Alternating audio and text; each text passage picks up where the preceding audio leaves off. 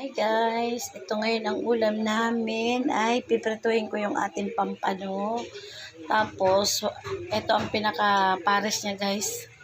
Igigisa ko to siya sa bawang, sibuyas, kamatis. Tapos lalagyan ko siya ng konting miswa at saka isang itlog guys. Yan.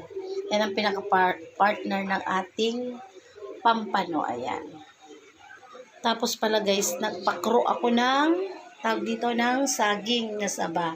Madami guys sa sabaw. Maya-maya ko pa ilalagay yung gata niya guys. Pero may asukal na yan guys at asin para mag-balance yung tamis at alat. Ayan. So guys, inumpisahan ko nagisahin yung bawang sibuyas at naglagay ako ng isang siling haba. Ito nilagay ko na yung gata guys. Nung ating pakro. Yes, gusto ko lang nitong pakro. Masabaw. Ayan. Gusto ko sana lagyan pa to guys ng luya. Hindi ko na siya nalagyan. Ayan. Masarap na ng lasa niya guys. Medyo maalat-alat na matamis. Ayan ang aking pinakro ni Manay. Masabaw. Kasi ito na guys yung ating ginigisa kong bawang sibuyas kamatis.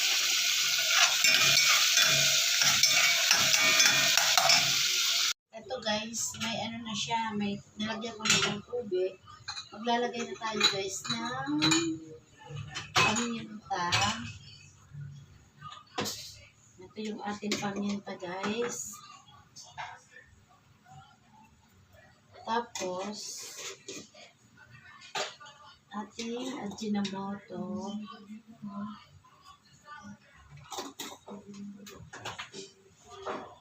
Tapos ito guys yung ating chicken cubes. Pakuluin muna natin to guys. At magsasalin muna ako ng patis.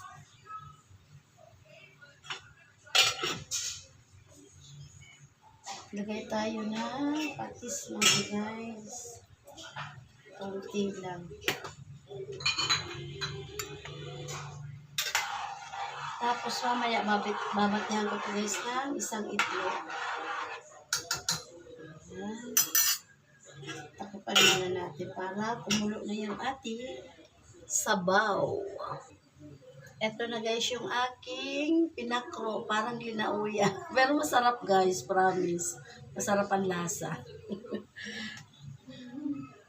Ito guys, kumulo na yung ating sabaw ng ating ginisang bawang sibuyas kamatis. Ito guys, ilalagay ko na rin yung ating gulay, ating patola. Ito yung ating isang itlog guys. Ilagay natin sa ating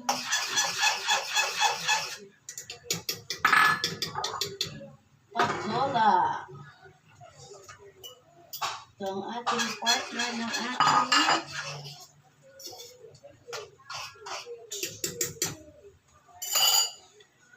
ito na yung ating patola. Ayan. Ano ba tawag dito guys? Ginisang miswang may patola with egg. Guys, tikman ko na yung ating miswang may miswa soup. Ang sarap. Lasang-lasa yung ano guys, yung patola. Ang sariwa yung patola. Nabis-nabis siya guys. Ang sarap. Okay na to. Oh. Okay na to guys. Isusunod ko na yung ating pritong pampano. Ito na guys yung ating pampano. Piniprito na ni Manay. Ito na guys yung ating pampano. Kakain na tayo. Ito na guys. Kakain na kami.